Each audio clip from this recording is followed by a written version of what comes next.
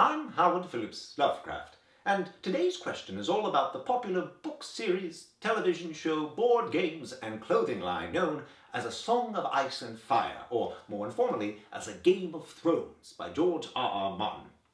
Ty wants to know if I agree with him that despite these books being categorized as fantasy due to the extreme number of deaths found within, they are more accurately works of horror.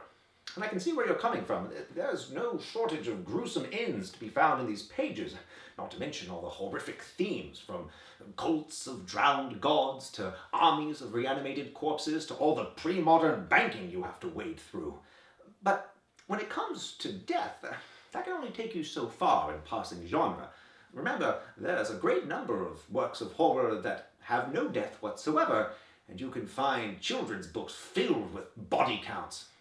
I'm looking at you, Beatrix Potter. But with these books, I think there's really only one death that really haunts it.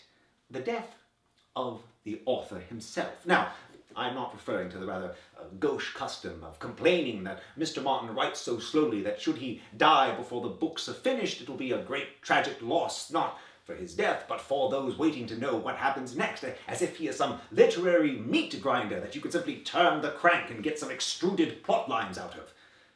That's why the good Lord gave us James Patterson, people. Leave him alone.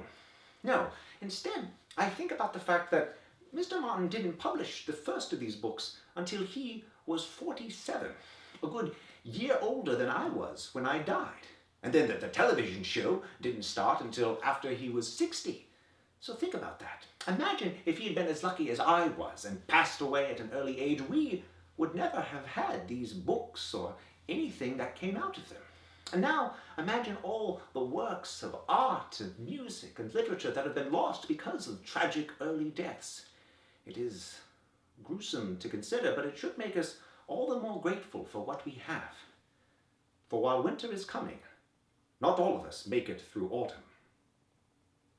As always, I'm Howard Phillips Lovecraft. Thank you.